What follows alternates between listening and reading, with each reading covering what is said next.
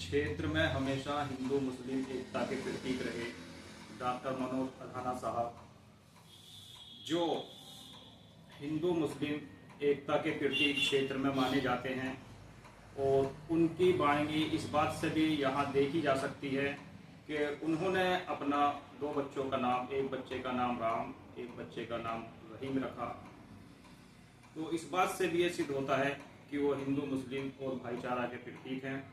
Doctor Manoj Adhana जी, जो हमेशा से ही बहुत ही ज़्यादा लोगों से मोहब्बत से पेश आते हैं और क्षेत्र में उनका नाम बहुत ही अच्छी तरह से जाना जाता है।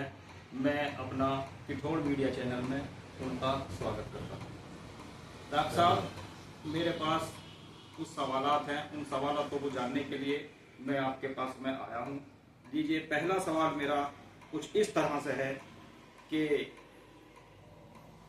चुनावी मुद्दे से संबंधित है, क्योंकि कुछ टाइम बाद में यहाँ चुनाव होना है जिला पंचायत का, और आपका चुनावी मुद्दा क्या रहेगा? देखिए, ये मेरा पहला चुनाव नहीं। मैं सन 2000 से चुनाव लड़ता रहा। मैं सभी पूरे देशवासियों को, जहाँ तक पत्रकार बंधु आपकी आवाज़ और हमारी आवाज़ पहुँचती है, उन सभी को, हिंदू भाइयों को हाथ जोड़कर मैं आह्वान करता हूँ। मुस्लिम भाइयों को मेरा प्यार भरा अस्सलाम वालेकुम। और जहाँ तक आपने सवाल किया कि भाई आपका मुद्दा क्या है, ठीक है, हमने खिदमत की है लोग, और इस खिदमत में हम 33 साल से लगे हैं। तो देखने में आता है, और 33 साल से लगे हुए हैं, हम अपने मुंह से नहीं बता सकते, लेकिन आप लोग जानते हैं अच्छी तरह कि हमारी खिदमत कैसी है। हमारा आज भी वही है, वही आंखें हैं हमारी, वही देखने का नजरिया है हमारा, वही खिदमत करने का नजरिया है हमारा, और इसे अच्छी तरह भली भांति हमारे लोग सभी जानते हैं। यही हमारा मुद्दा रहता है। हम चुनाव भी अगर लड़ रहे हैं तो जनता के लिए लड़ रहे हैं। चुनाव भी अगर मैं लड़ रहा हूँ तो जनता के लिए ही लड़ रहा हूँ, क्योंकि चुनाव में अगर मैं अपने लिए लड़ता तो मैं अब तक इसे जो मैं पेशा कर रहा हूँ छोड़ दिया होता। अगर मैं चुनाव के लिए लड़ता, मैं राजनीति के लिए लड़ता, तो मैं इस पेशे को छोड़ देता। देखने में आया है कि और ये भी हो सकता था कि इस पेशे को छोड़कर आगे की कोशिश और हम ज्यादा करते हैं। लेकिन मैं आपसे बता दूं, देखिए, परिवार है मेरा, बहुत बड़ा परिवार है। मुझे जहां तक लोग जानते हैं, मैं उन्हें सब अपना परिवार मानता हूँ। रही जहां तक सवाल खिदमत की बात है, और रही इस मुद्दे की बात कि क्या काम है, मैंने कहा कि राजनीति से बहुत लोगों का भला होता है। वो राजनीति से बहुत लोगों का भला होता है, और इसलिए सभी लोग चाहते हैं कि हम राजनीति से जुड़े रहें। और हमारा जो मामला है, हमारा जो अपना अंदर से हमारा भाव है, हमारी इच्छाएं हैं, वो लोगों की खिदमत करने की है, और खिदमत हम करते हैं। अच्छा डॉक्टर साहब, आप नेता भी हैं और राजनीतिक भी हैं और डॉक्टर भी हैं। आप दोनों तरह से ही बहुत ज़्यादा लोगों की सेवा कर रहे हैं। इसमें मेरा एक सवाल और जहन में आ रहा है कि जिस तरह से आप MIM के संभावित प्रत्याशी हैं, इसी तरह से बहुत सारे लोग भी इसी पार्टी से जुड़े हुए हैं, और वो भी अपने आप को उम्मीदवार बताने की कोशिश कर रहे हैं। तो आप कितने मजबूत हैं पार्टी में? देखिए, मैंने पहले ही कहा है, उससे पहले भी इंटरव्यू है, उन्होंने भी कहा है, सबसे पहली चीज ये है कि हम लोग पूरी कोशिश करते हैं क्षेत्र में जाकर, हर रोज ही जाते हैं, कि जो भी समस्याएं हैं हमारे लायक हैं, हम जिस लायक हैं, लोग समस्याएं हैं, अगर कोई कुछ कहता है तो कुछ भी कहे, मैं सुनता हूँ। और मैं जब सुनता हूँ तो लोग समझते नहीं। रही बात इस चीज की, जहां तक सवाल इस चीज का कि हम कितने मजबूत हैं, हम बिल्कुल मजबूत नहीं हैं। हमारी जनता मजबूत है, हमारे लोग मजबूत हैं, हमारे वोटर मजबूत है, हमारे वोटर बहुत दिल से चाहते हैं, मैं भी उन्हें दिल से चाहता हूं और उनका जो भी फैसला हो मैं उसे स्वीकार करता हूं। दूसरी बात यह है कि मजबूताई ये है, देखिए हमने चुनाव पहला 2000 में लड़ा है, वो क्षेत्र पंचायत का चुनाव, तो जनता ने बड़ा प्यार दिया, चुनाव जीताया। फिर 2005 में पहला चुनाव हमारा जिला पंचायत चुनाव नंबर 2, तीसरा चुनाव जिला पंचायत का हुआ चुनाव नंबर 3, चौथा चुनाव जिला पंचायत का हुआ 2015 में नंबर 4। इसी बीच में 3 चुनाव जिला योजना के हुए, जिला योजना समिति के, वो 3 चुनाव हुए, तो 7 चुनाव हो गए। पिछली बार हमारी बेटी खत्म होगी 2021, किसी परिस्थिति में हम गए नहीं, चुनाव मना कर देते। छोटे भाई ने कोशिश भी करी, हमने उससे भी मना कर दिया, चुनाव नहीं। अब कोशिश की है, लोगों की भी इच्छा है, मेरी भी इच्छा है कि मैं ये चुनाव लड़ूं जिला पंचायत का। और रहा सवाल इस चीज का कि मैं फिर भी ये कहता हूं, अगर मैं, एक तो ये है कि मुझे देख लियो, मैं क्यों कहूं मुझे देख लियो, मुझे तो देखते आ रहे हो 32 साल से, 25 साल से राजनीति देखता रहे हो, डॉक्टर 30-32 साल 33 साल उसमें हो गए। अब भाई मैं क्यों कहूं कि भाई मुझे देख लियो, भाई आप लोगों को बहुत अच्छा लगे तो मेरी तो जाहिर प्रार्थना है, जो आप लोगों का निर्णय होगा, जो आप लोगों का भाव होगा, जो आप लोगों की इनायत होगी, वो सब मुझे स्वीकार है।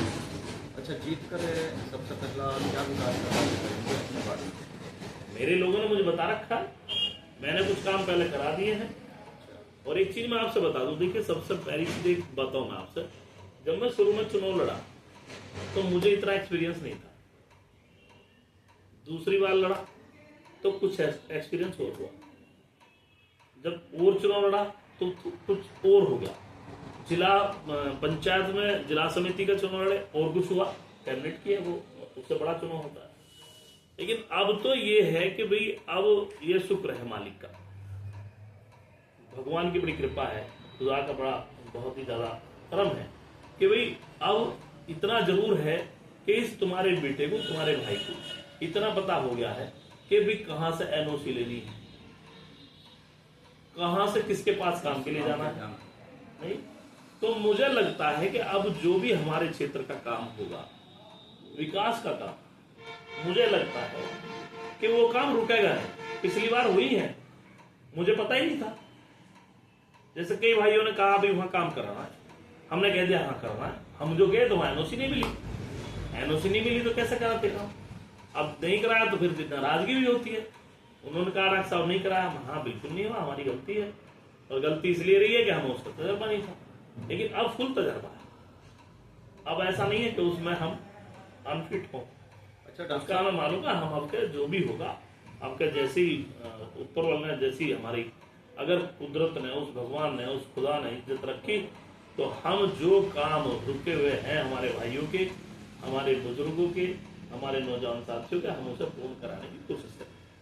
अच्छा डॉक्टर साहब, जैसे देखने में आ रहा है कि कोई सा भी चुनाव हो तो सभी पार्टियां हिंदू मुस्लिम अलग अलग वोटों पर अपनी राजनीति करती हैं, तो मैं इससे अलग पूछना चाह रहा हूं कि आपका जो वार्ड में जीत का जो आंकड़ा होगा वो किस प्रकार से होगा, या किस तरह से आप चुनाव लड़ेंगे? देखिए मेरे यहाँ कोई हिंदू मुस्लिम का चुनाव नहीं, मेरे लिए कहीं हिंदू मुस्लिम, मैंने कहा ना पहले से मेरे घर में राम भी है और रहीम भी है, मेरे घर में राम भी है और रहीम भी, और मैं सबसे ही प्रार्थना करता हूँ सबके गेट पे एक राम और एक रहीम हो, तो इस दुनिया का उद्धार हो जाए, इस दुनिया में लड़ाई नहीं होने की, मैं सही बता रहा हूँ।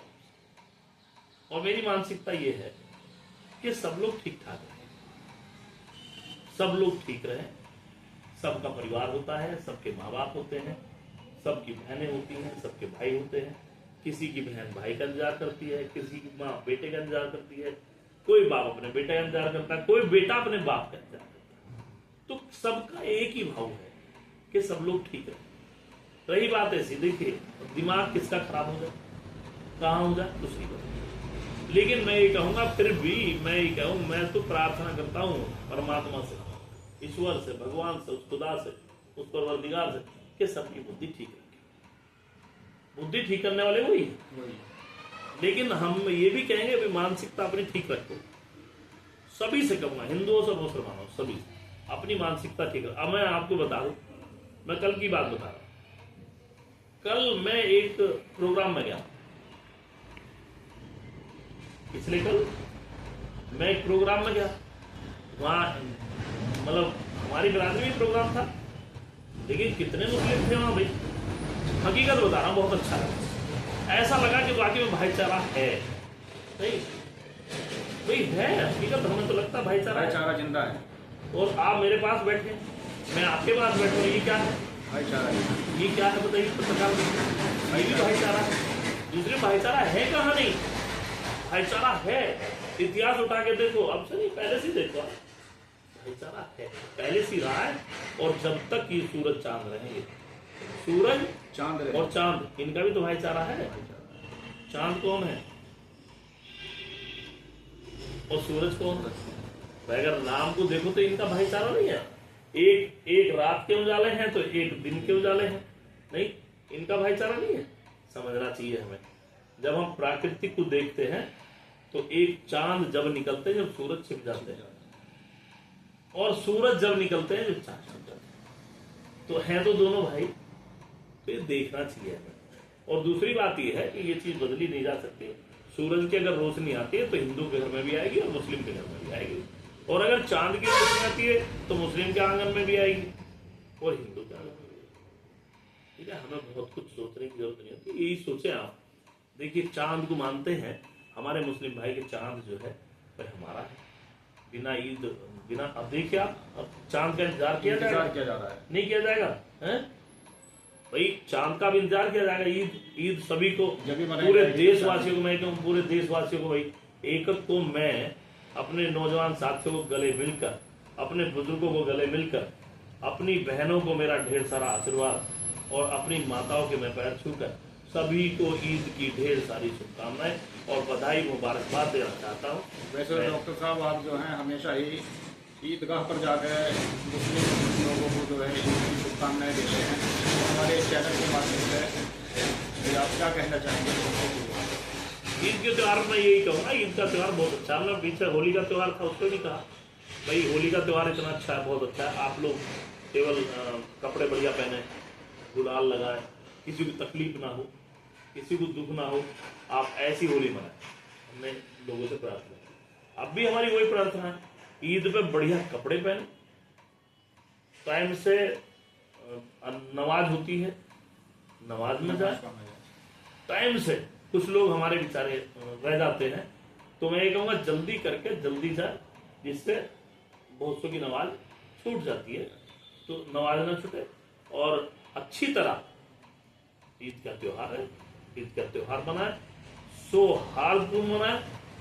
अगर कहीं कुछ छोटी मोटी बात में, तो हमारी जिम्मेदारी बनती है, एक हम जिम्मेदार लोग हैं कि उसे जो है उसे सुलझाने की, उन्हें समझाने की, जिससे कहीं कोई अनावश्यक चीजें ना बढ़े। इसलिए मैं कहूँगा सब सुरक्षित रहे। मैं फिर कहा ना, किसी का बेटा इंतजार करता है तो किसी का बाप इंतजार करता है, किसी की माँ इंतजार करती है तो किसी की बहन इंतजार करती है। ये सब लोग इंतजार करते हैं कि मेरा भाई घर आएगा, मेरा पापा घर आएगा। बेटे का इंतजार करता है बाप कि भाई मेरा बेटा घर आएगा।